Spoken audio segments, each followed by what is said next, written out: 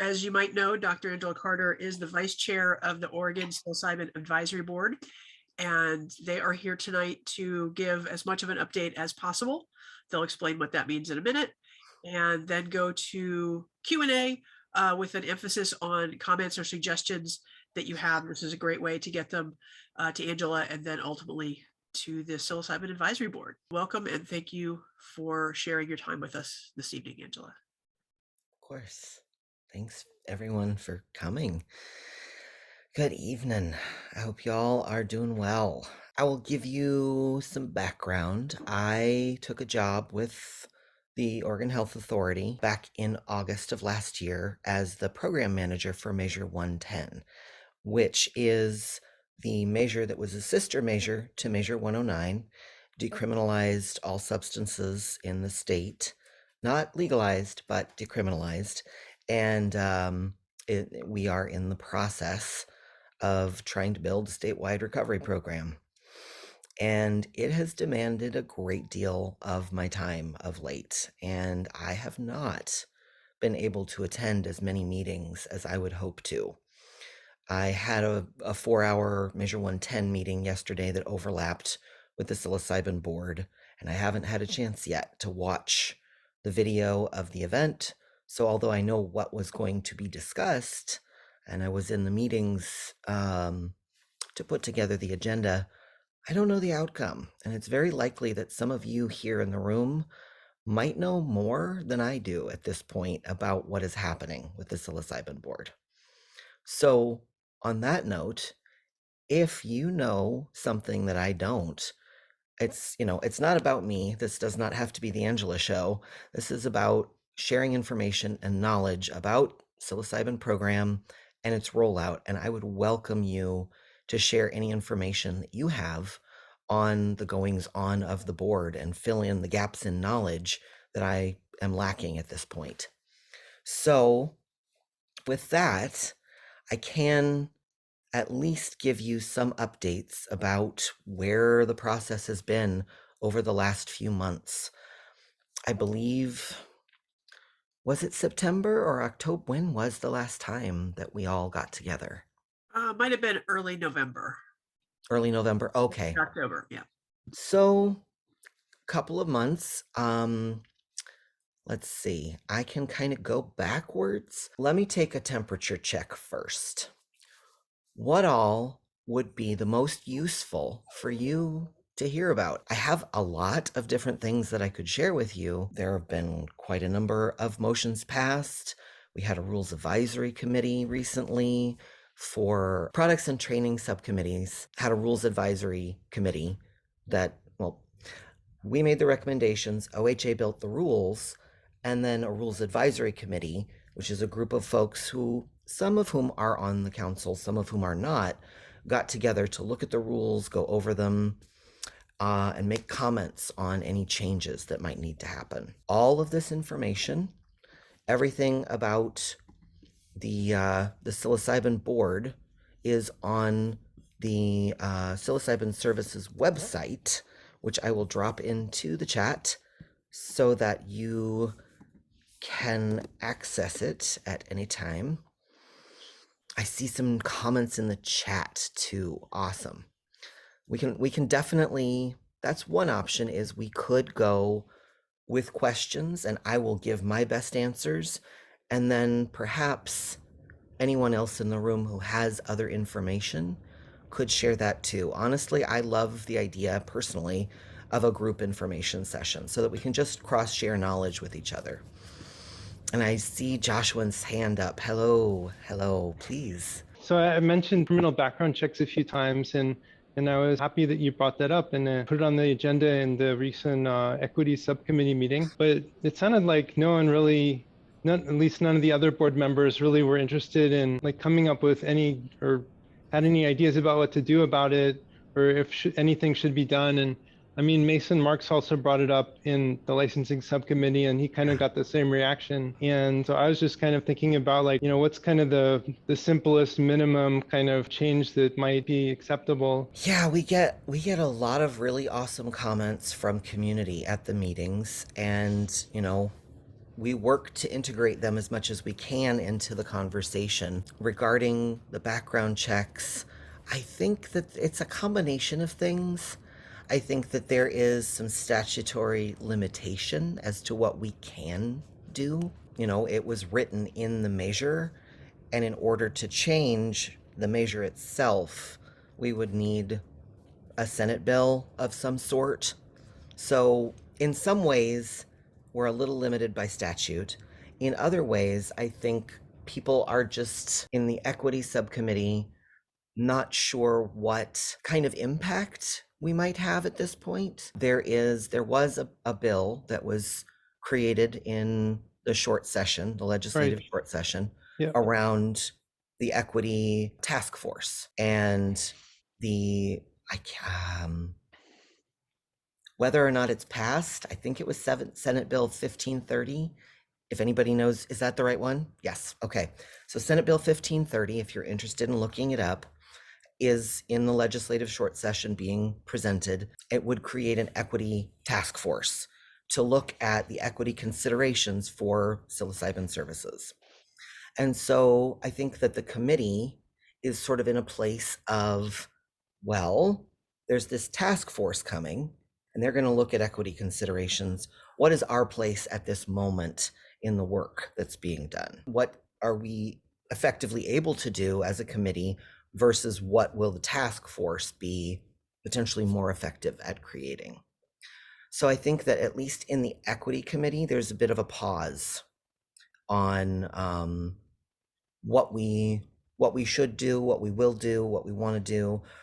Over the last couple of meetings, we've gathered information from the group on what they think is important to address moving forward, one of which was your discussion of the using the discovery process instead of just something simpler, like maybe limit the look back period for misdemeanors to 2 years, something really simple like that. Yeah. So let's see, let me look.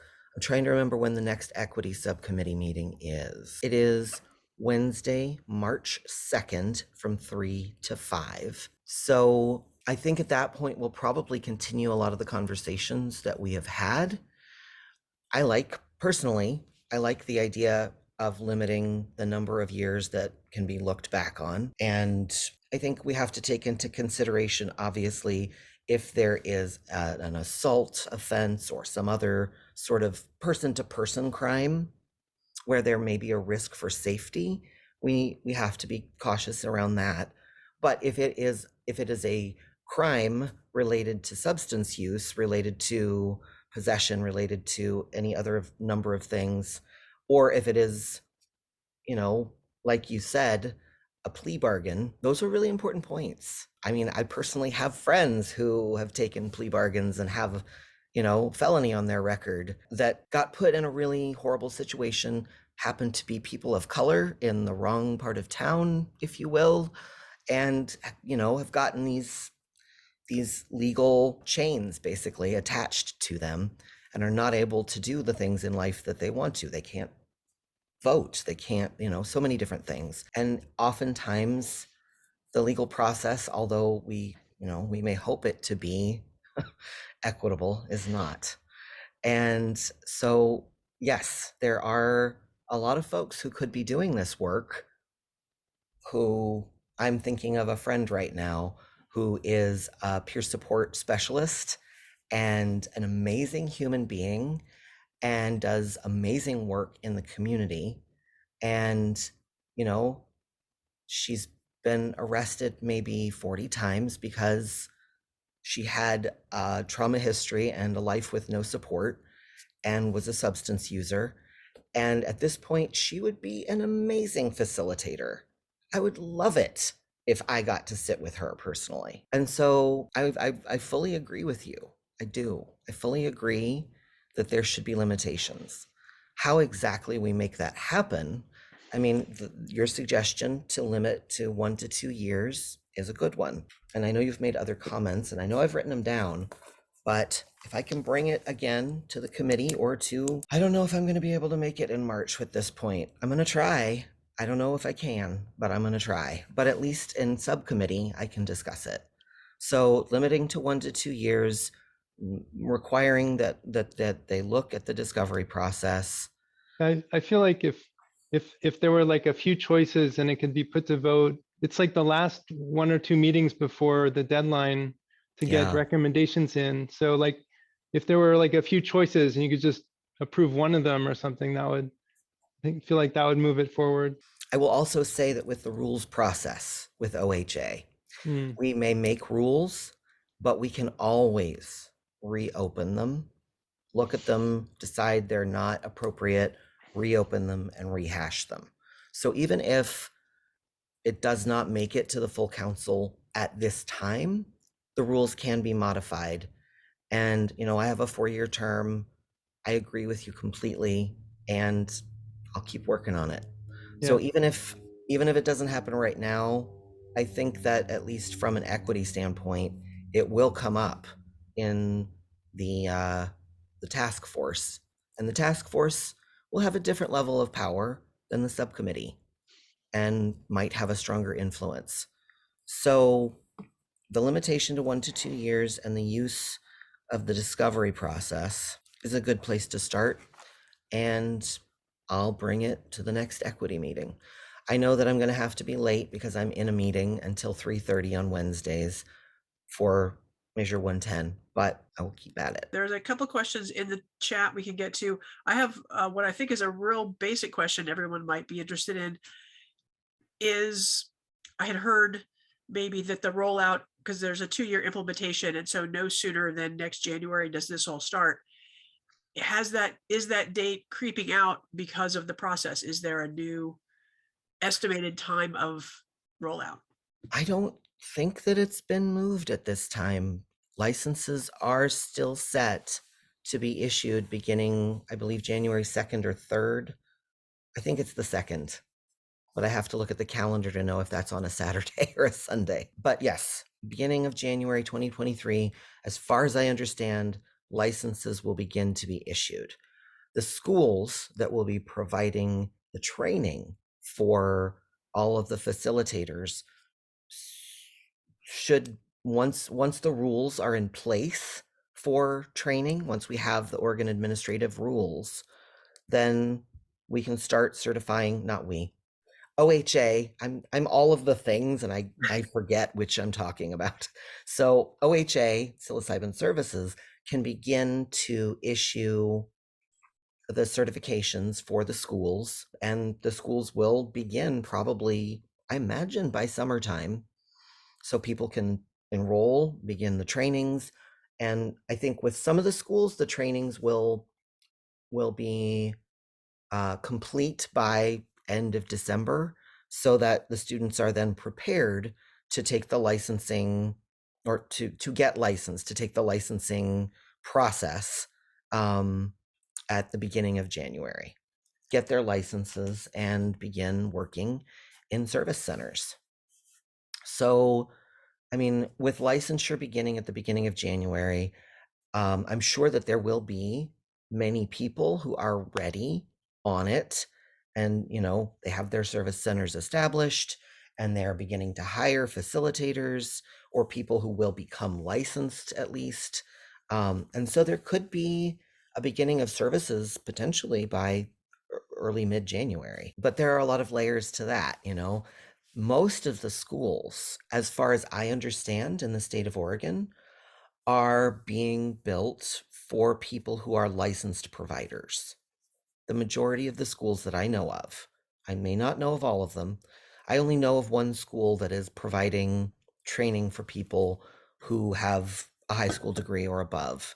The rest of them are working with people who are licensed providers. So in the beginning, it is likely that the majority of the facilitators are going to be people who are Western Med licensed. And because of that, I imagine that the cost of services will be higher in the beginning, because people who are licensed tend to charge more money for their services. Not everybody, but it is likely. And then there will be eventually a graduation of people who are not from the licensed medical and mental health community. And then that will probably shift the cost a little bit. I know that the program that is going to be training folks who are more in a peer support role is working on curriculum, but may not have that curriculum built by the time licensure begins. So that process might be, tack on an extra 6 months. And of course, there will always be more schools getting licensed as we move forward. But in the beginning, it's likely it's going to be mostly Western med paradigm and less accessible to people with lower incomes, which one of my biggest goals is to get this accessible to folks regardless of their income, regardless of their housing status. There are so many people who need this kind of supported facilitation for managing mental health concerns. I mean, just looking at the sort of the Western thought around mental health and how psilocybin may support people with diagnoses.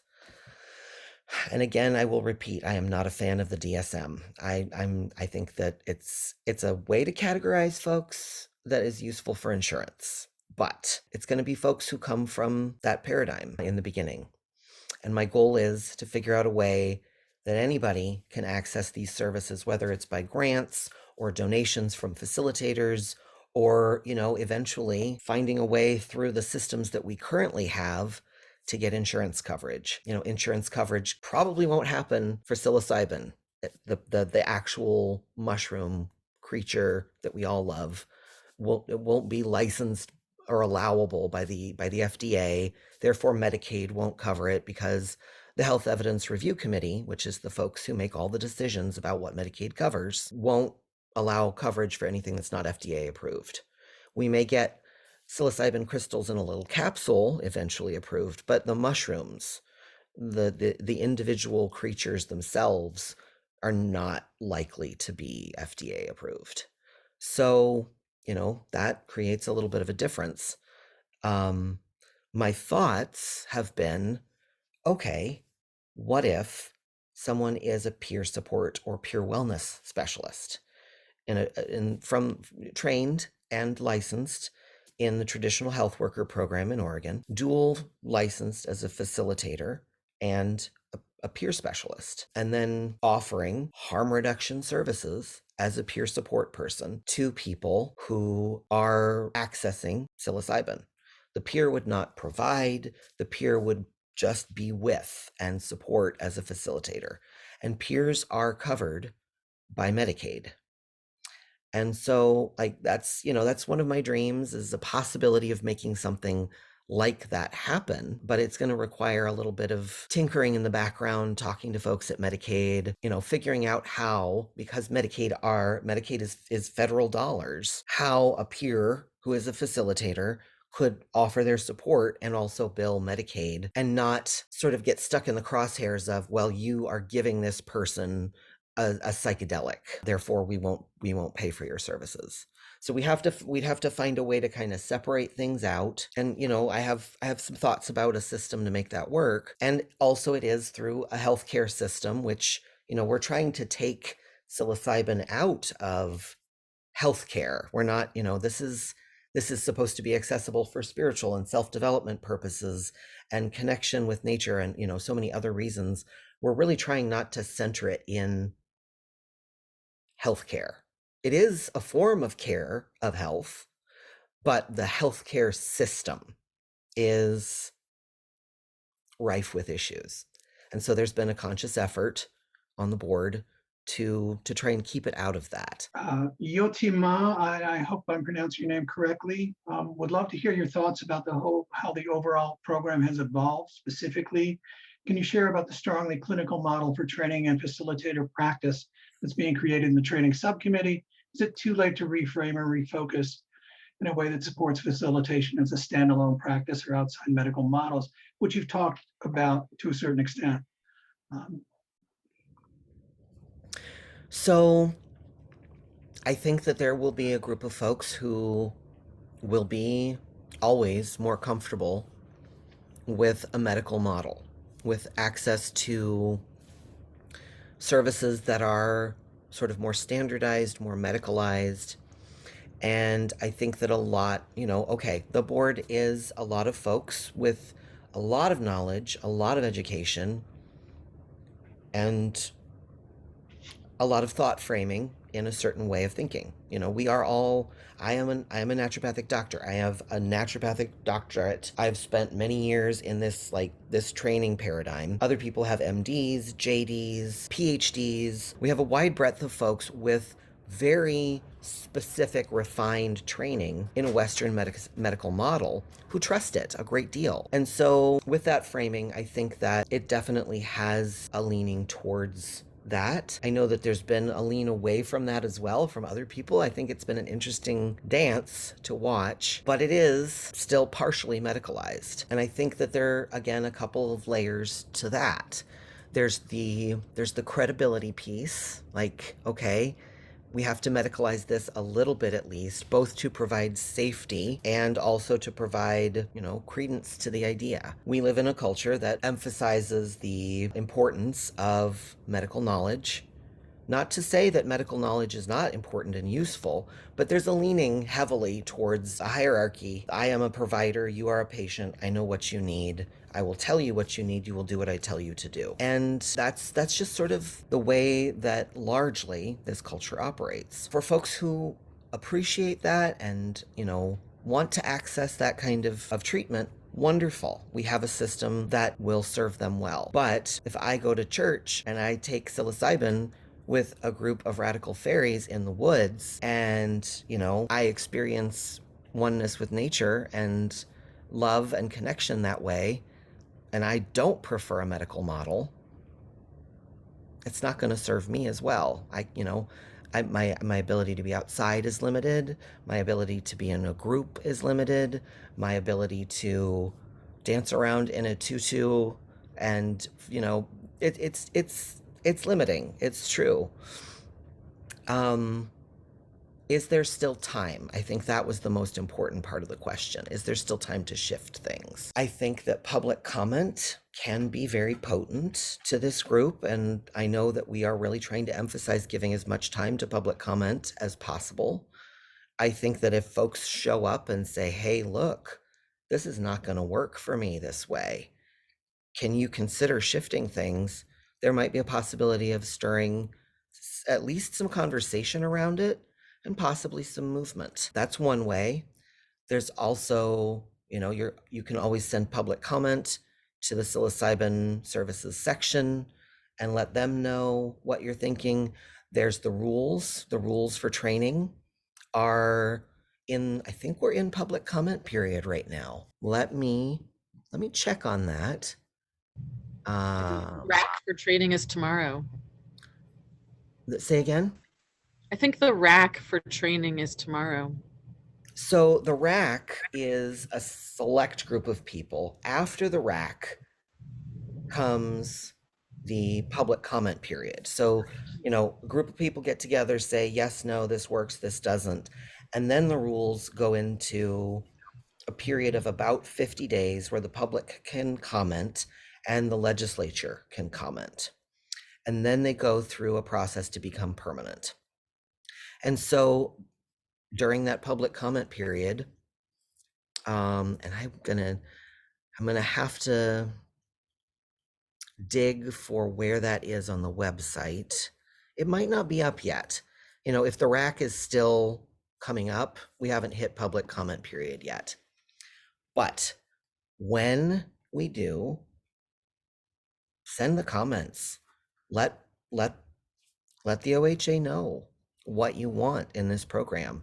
Let them know what specific changes you might like to see to the suggested rules. The rules will be available on the website.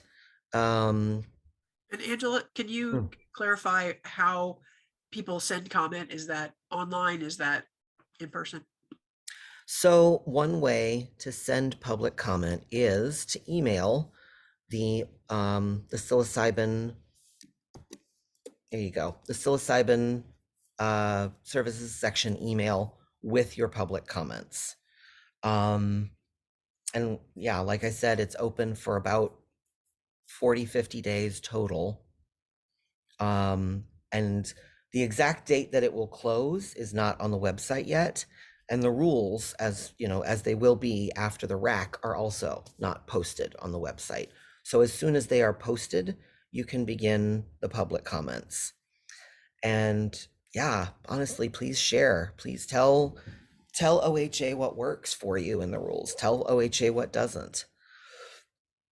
And I'm sure, I mean, every single comment has to be considered. It has to be read, it has to be addressed, and then a decision is made by the OHA around what the final rule will say.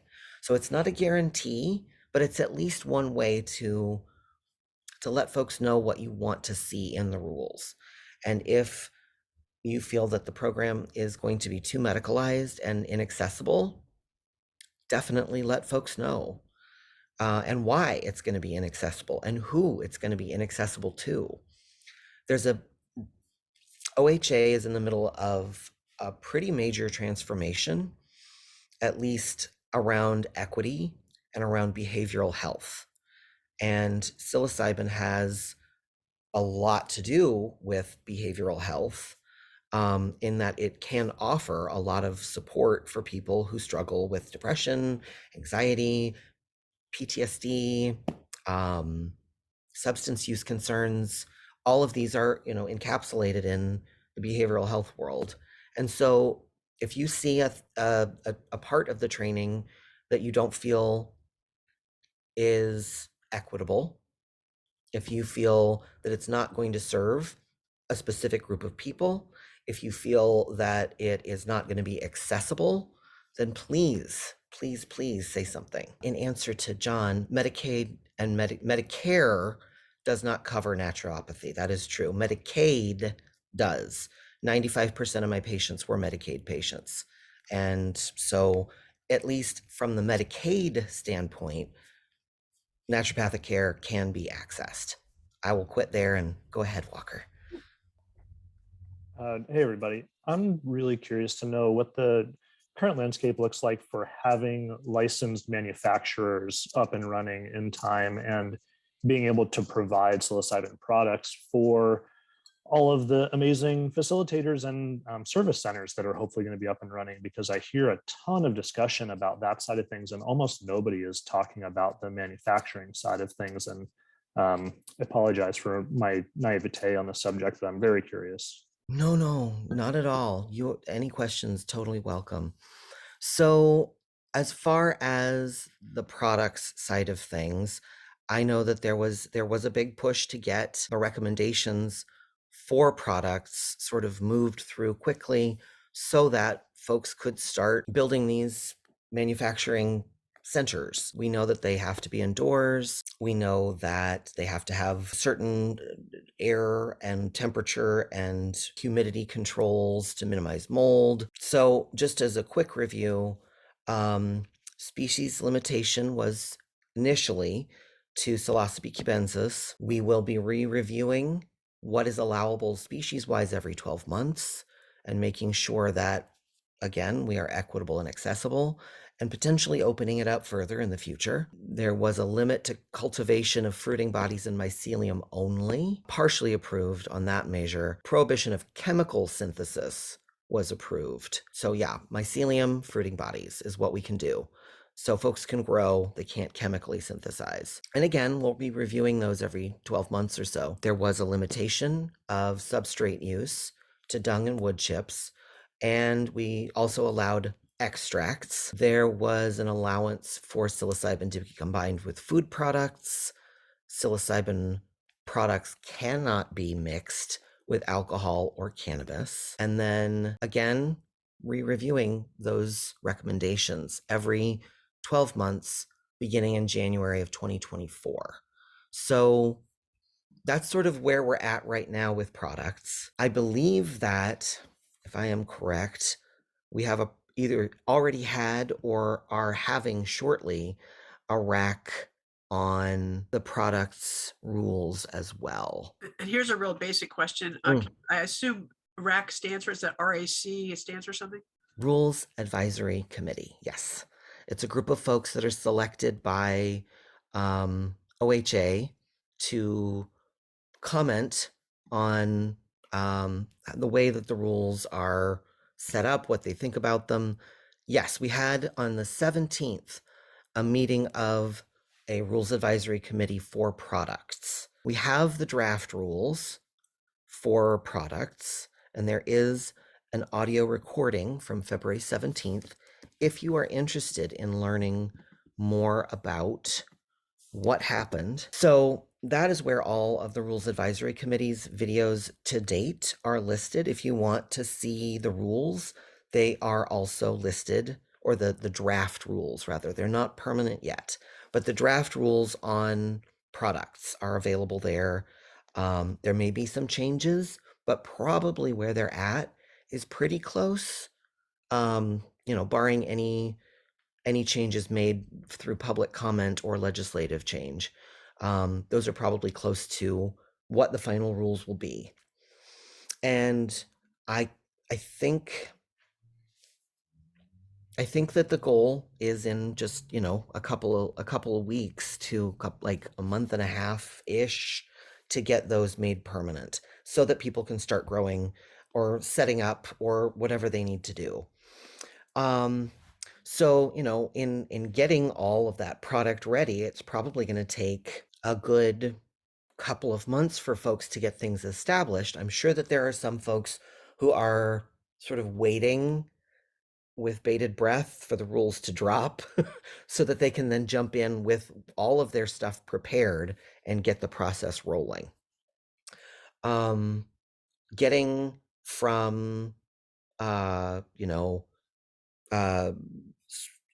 spores in a syringe to grain inoculation to then substrate inoculation and fruiting, that could be like a 2-3 month process, could be longer depending on how you do it. So if these growing facilities can get started by, say, September, I imagine that the products can start rolling in.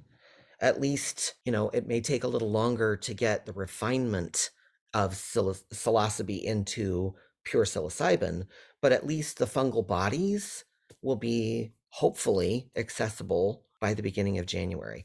Now, that is the hope, and that's sort of where the way things are laid out, but, we never know what's going to actually happen. But if things go as planned, I think if folks can get their grow operations situated, find a piece of property that has appropriate buildings on it and buy all of their equipment and buy all of their substrates and get everything set up by September, I imagine that we can have at least a flush or two prepared for the beginning of facilitation.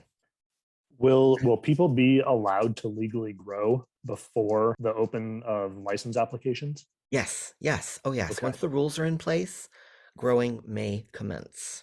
But they won't be licensed facilities yet. Is that right? Correct. So there will be no use of the psilocybin or the psilocybes until at least January, when the service centers open and the facilitators begin.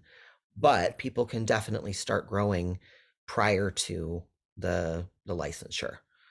The facilities will be licensed before the facilitators are licensed. Yes, thank you so much. I'm kind of curious in the training rules. Earlier you were talking about the schools that are getting up and running to train the facilitators. Do you know if the state of Oregon is going to accept training programs, schools from outside of Oregon? Has there been talk about it? So there was a lot of discussion about whether we should allow out-of-state schools to be a part of the program. If my memory serves correctly, we have this list available of all of the recommendations that come in from the subcommittees. So although there was a decent amount of discussion of limiting schools, I don't believe that any motions have been carried in any of the subcommittees or in full committee that would limit out-of-state schools. And so, there's a certain amount of in-person training that needs to happen. Some, largely it can be online.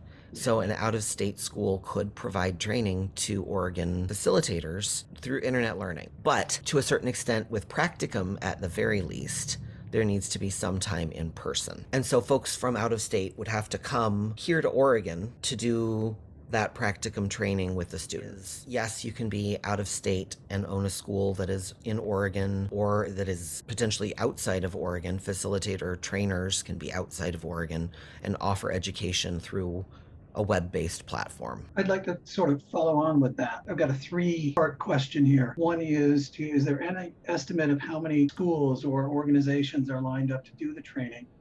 That's one little side thing.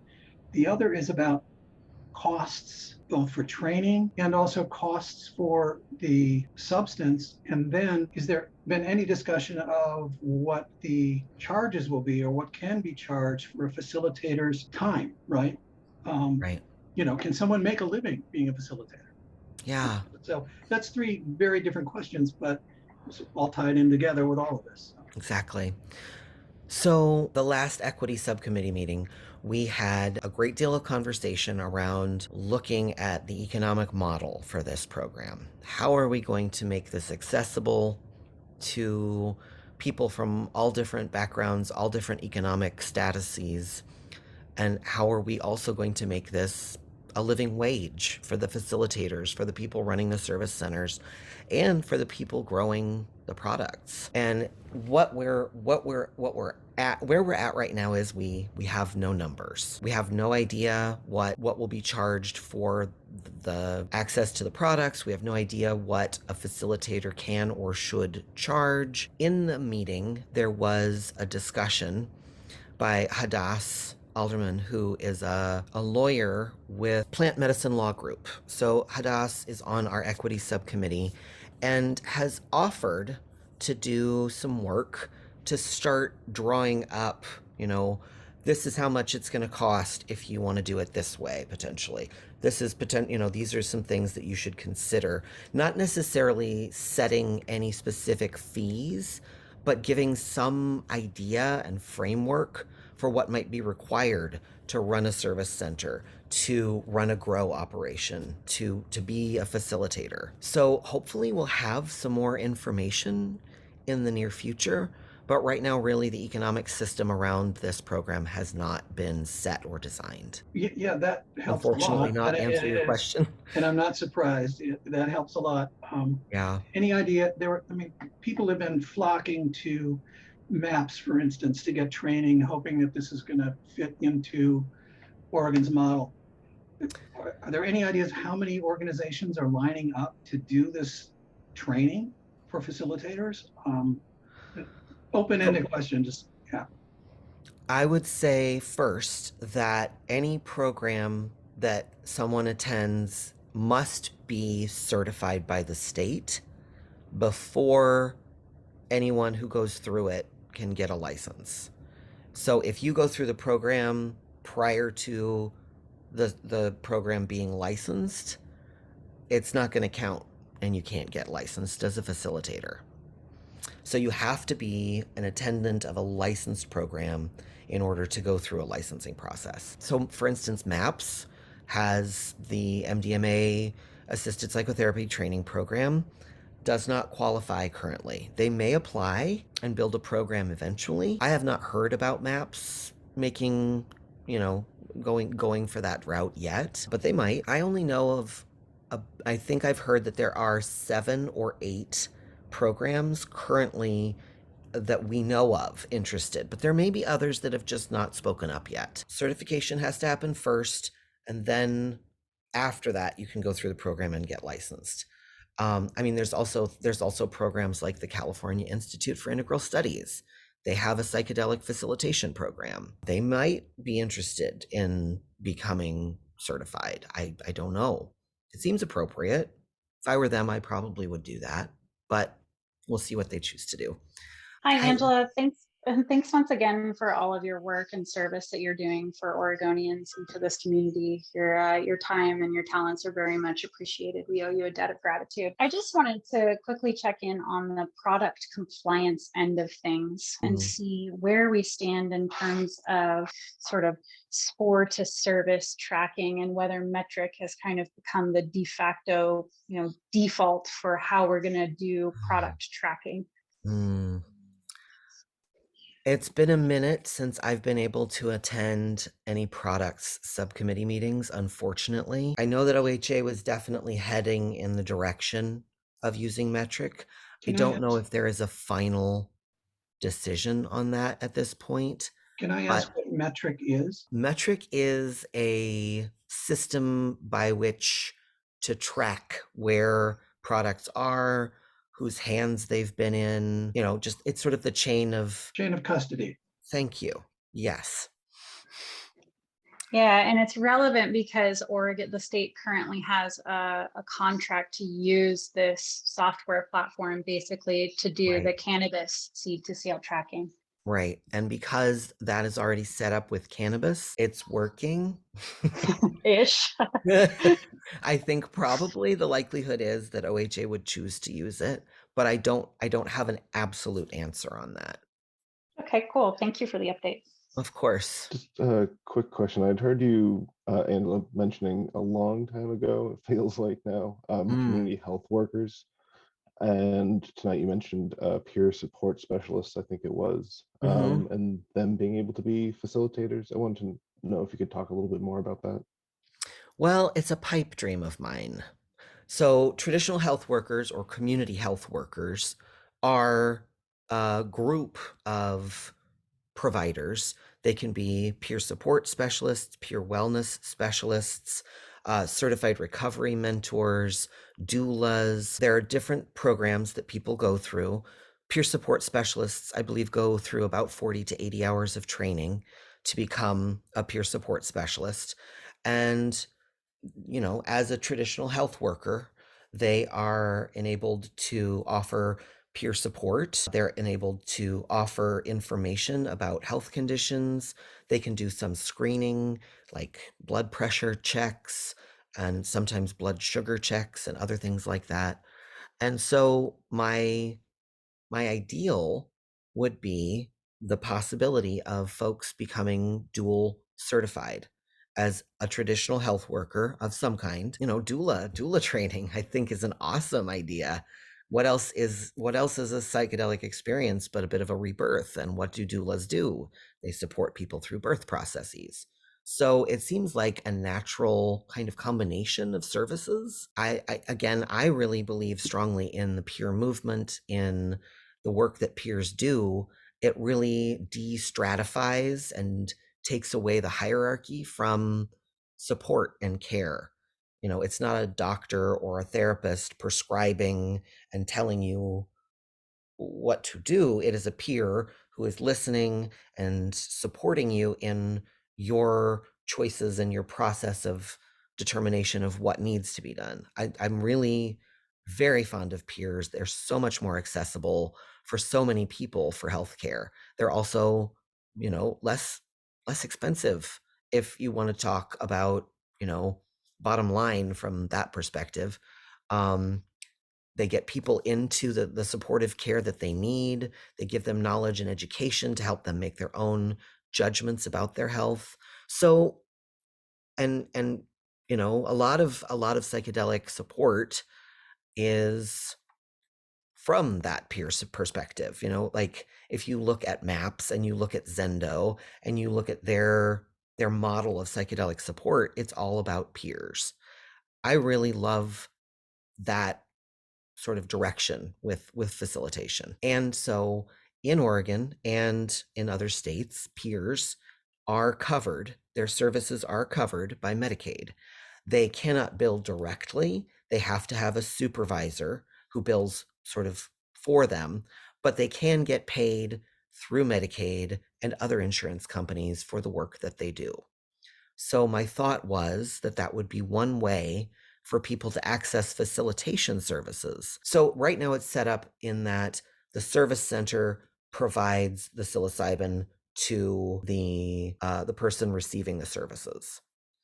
And the facilitator is sort of not fully involved in that process.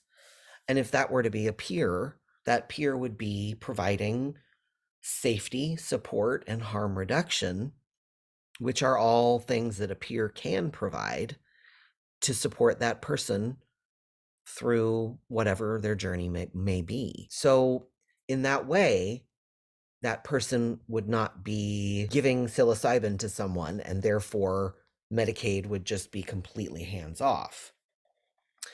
They would be providing peer services. I think in order to make that happen, there's definitely some work to be done, but it is a model that could work with enough finesse and enough comment from the public and some thought shift at the OHA. So it's a hope, but it's not necessarily yet something that will be. I'd love it to be, but we'll see. Yeah, I'd like to say that I do, like, from what I understand of that, from what you've mentioned, what I did a little bit of reading, I do support that and would like you to continue supporting that to the board, and also possibly even to expand it, not under the current 109, but I always thought that people who wanted to eventually microdose or use, psilocybin beneficially outside of the current program, having peer supports that would be like a peer support specialist or something like that, that would also be a great use of those services. I found the public comment period, which is April 1st to April 22nd. There is a mailing list that you can get on, which I will drop in the chat, for all psilocybin services business and actions. Keep up to date, and please comment on the rules, and please comment in the meetings. I think the more that we have community voices in this work, the better it'll turn out. Really, truly, like, shout about it. Put as much in there as you can. Write a book and let OHA know what you think would work best for this program. And I see Joshua again. Hi. Quickly, I wanted to just give a shout out to John Dennis and the religious use proposal. Yes. Someone posted a link to that in the chat. So if you don't know about it, I mean, obviously you know about it, Angela, but if other people on the call don't know about it, they should definitely check it out. Some adjustments to the rules for religious use of psilocybin. Yeah. Thank you for reminding me. I wanted to just briefly cover who's going to be coming to the board to talk in the near future. So we have several more. John came on the 3rd of, John Dennis came on the 3rd of February. Bob Otis came on the 3rd of February, and we still have another 3 speakers coming, slated to come in March. And then there's 2 more speakers coming. March 31st, Benjamin Feinberg is coming. Benjamin is I think he has a PhD, and he has a focus on, I think, traditional indigenous use of psilocybin, is like specifically focused around the Mazatec community. And then we also have coming on April 28th at 1 o'clock in the research subcommittee, Jay Savalius, who is a researcher out of UCSF. Their focus is on psychedelic research and also HIV/AIDS prevention. They're a clinical psychologist. They are, I think, MAPS trained, so they've done a number of MDMA studies, and I think they've done some psilocybin studies as well, if I remember correctly, but I may be wrong there. But they're going to come and speak as well on the 28th of April. So come to those meetings. Those should be really interesting, really cool. I noticed in the chat that somebody asked a question about in-home treatment for hospice. Yes. And I'm wondering if that conversation is happening. It has been brought up a number of times. Steph Bars, who works with a lot of folks who are end-of-life hospice care folks, has brought it up in equity, has brought it up in training. And I think that people definitely feel that it's important, but it just has not really, because because the law says it has to be in a service center, there's just this barrier to getting that possibility. Now, there may be ways to work around this. I don't know, because this is a really important population. I mean, there was a research, there's been a decent amount of research around end of life anxiety. But yes, it's a concern of mine too, you know, like I have a friend, for instance, who is not able to leave home because of agoraphobia and has a lot of anxiety and would be hugely benefited by access to psilocybin services. And, you know, unless somebody opens a service center within a few blocks of her house, she can't access it. So there's hospice, there's folks with mental health conditions, there's folks with mobility issues and physical health conditions who won't have access, and it's not equitable.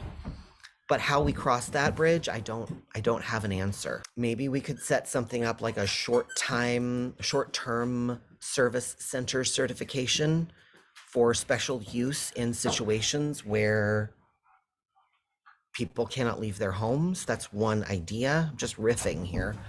Potentially a larger, like a nursing home or a hospital setting, could potentially get certified as a facilitation center and offer that support there. Could you have a mobile service center? Is there any restrictions? Because if somebody is, let's say I get licensed as a facility, as a service center, could my service center be mobile?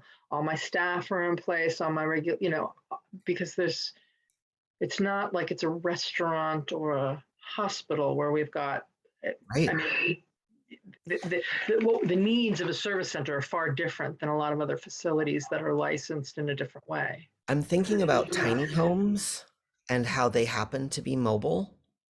Some of them. Some of them could be mobile. And if, yeah, like a psychedelic food truck, that'd be super cool. I love that idea. But, you know, tiny homes, some of them are mobile, some can be moved. They are a home. They are a space that could have all of the pieces that are required. And you could just bring the tiny home to the location of the person. Right. But I'd have to look into the details of that and how that might work, because I know that, yeah, zoning is another concern for sure. But I know that there's some limitation on the mobility of service centers. I'd have to look back at Measure 109 proper to see what the exact language is, but I know that we talked about it in the beginning and there was sort of a, oh, we can't do that situation, but I don't remember the specific conversation. Yeah. Thank you. Thank you so much. Thank you for your time. Oh, of course. Thanks for coming. But yeah, tiny home. Okay, I'm going to look into that. I'm going to write that down. This is always fun for me because it's like a brainstorming, you know, like, how are we going to do this? How are we going to make this happen? These are really important pieces. I appreciate all of you for reminding me what's important in this work and keeping me as focused as I can be on making sure that it's accessible to everybody. So thanks for coming. Thanks for talking.